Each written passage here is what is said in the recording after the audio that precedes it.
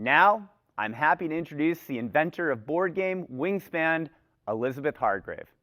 Thank you so much. I'm so excited for this event. Thanks everyone for joining us. I wanted to talk a little bit about my journey making Wingspan and what happened when it came out, and a little bit about some lessons learned from my journey as a game designer in general.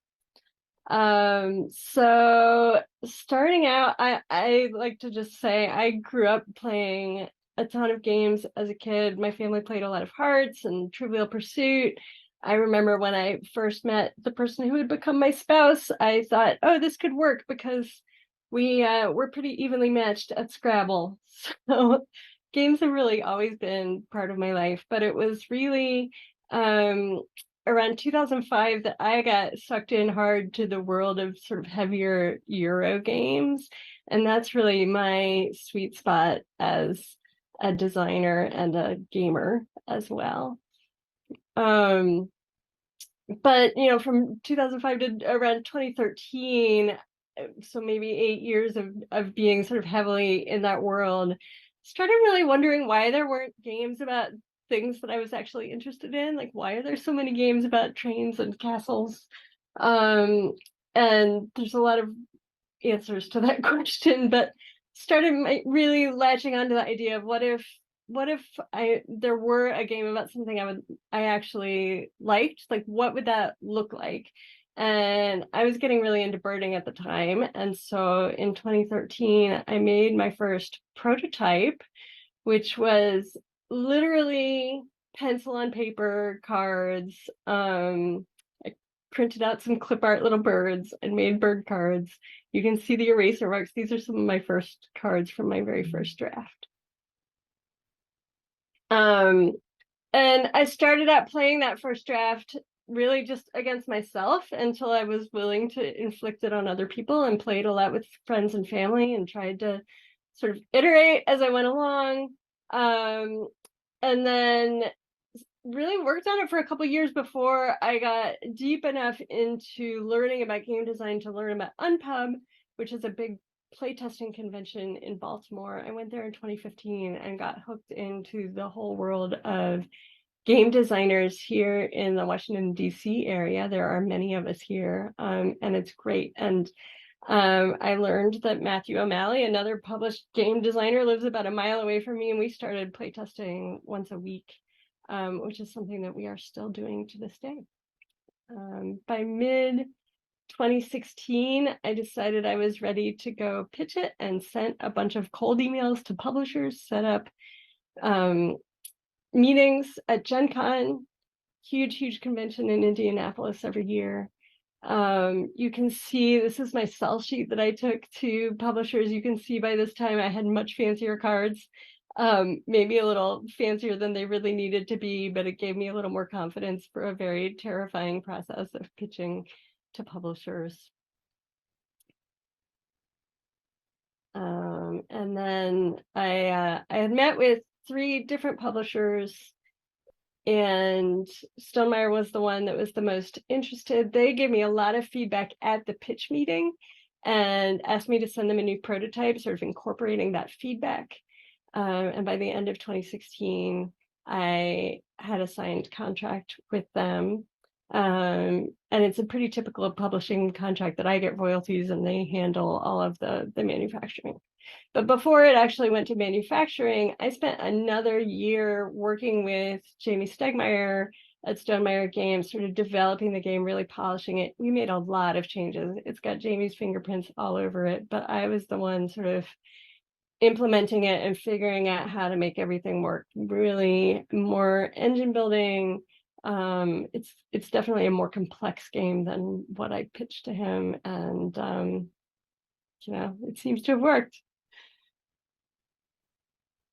So my work on it was pretty much done by the end of 2017, and then in the beginning of 2018, we handed it over to the art and graphic design team, which turned out to be all women, which I think was kind of an accident. Christine Santana's been doing graphic design for Stonemaier for a long time. Stonemaier found Natalia because she knew one of the guys that owns Stonemaier Games with Jamie. Ellen Stone. And so she and a friend of hers illustrated all the bird cards. I had said that I wanted to work with Beth. She didn't have time to do the birds, but she did a lot of the other things.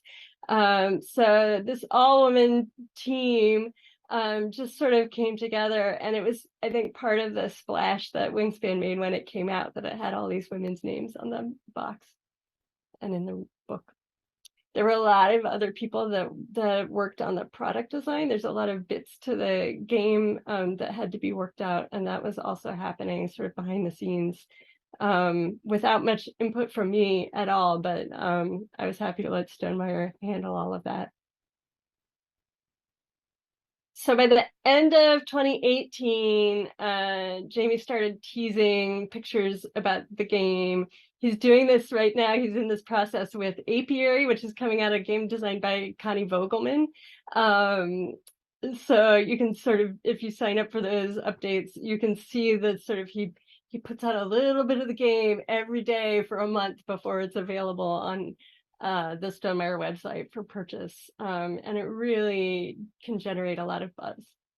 And then by the time Wingspan actually was available for purchase, I was actually on a long scheduled vacation in Belize, helping people tag sharks and rays on an island with no internet. And so I missed the almost instant sellout of the print run, which is probably good, because I think I would have been a nervous wreck watching it happen. Next slide. And so the editor of the New York Times science section turns out to be a Stonemeyer fan and watched all of this happen and decided to get someone to write an article about Wingspan going big, and this game that's about a science topic instead of the typical board game scene. And it turns out that when the New York Times thinks you're news, then a lot of other people do too. So there was sort of this snowball effect of media about the game in pretty mainstream venues, from NPR to a couple of science journals, which is a big deal to my parents. They don't know the board game world, but we got Science and Nature at my house for many, many years. My dad's a biochemist. So like I said, the first print run sold out, and people were finding copies on eBay for hundreds of dollars, which was pretty wild to see. Next slide. And then by May, I got word that Wingspan had been nominated for the Kennerspiel des Jahres, which is a big board game award in Germany, which is sort of the heart of the Euro game world. So I had to scramble to get to Germany in July during what I had scheduled for another business trip then, and it was a good thing I did, because I won the award, which is very exciting and generated that much more buzz for the game. So it's just kept going at this point. The last I heard, Wingspan had sold over 1.7 million copies of just the base game. I think there's a good chance by the end of the year we'll hit 2 million. We'll see. We've put out 3 expansions so far. I've committed to doing one for every continent, which will take a little while longer yet, but that's what I'm working on.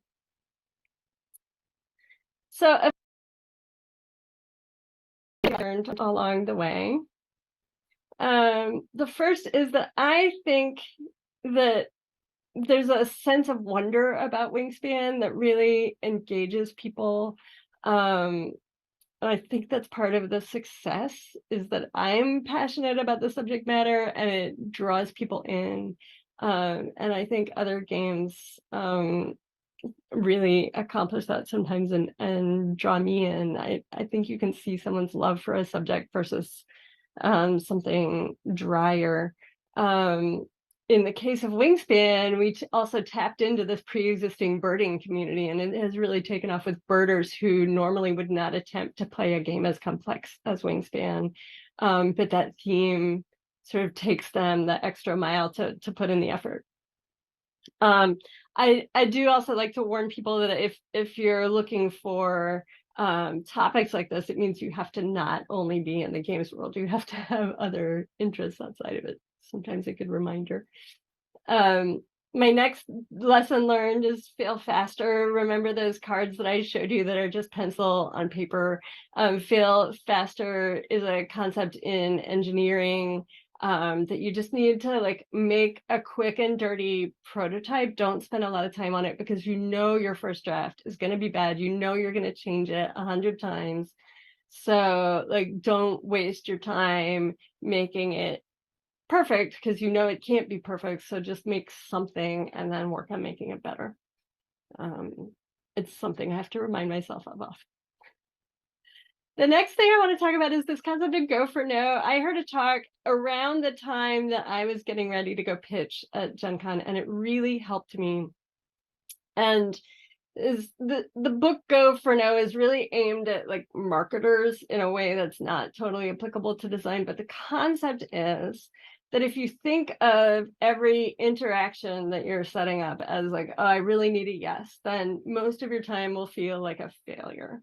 But if you flip it and think like, no, I need to set up a bunch of meetings or play tests or whatever that are going to result in no's. And it is my goal to have many, many of these meetings that result in no's, because I know each one of them will make me better, will get me closer to my goal ultimately. But counting your no's as a success, something about that just really flipped things for me, and made me slightly less nervous going into things. So how many times can you get people to reject your game? Not intentionally, but like count them up, count those as wins, because you put yourself out there, you're getting feedback every time, you're making it better every time. I want to talk also about finding your people, which is something that I've thought about over the years. When I first started playtesting, I was really doing a lot with friends and family, and I have stopped that for the most part. I think it can just be really helpful to think about people in two different buckets and which place you want different friends to be. And my last point is just to talk to other designers about their experiences with publishers. I've heard nothing but good things about working with Hasbro, but that does not hold true for every publisher. So before you get into the pitching process, and definitely before you sign a game with anyone, I'd talk to other designers about what it's like to work with that publisher and ask about the things that are important to you. I'm working with some folks trying to start up a Tabletop Game Designers Association that will be looking at some of these issues as well. And just to sign off, Tanya said I should pitch my or plug my next stuff. So the Fox Experiment should be coming out in retail this fall, any day now. And then Undergrove is going to be on Kickstarter at the beginning of November. So stay tuned for both of those.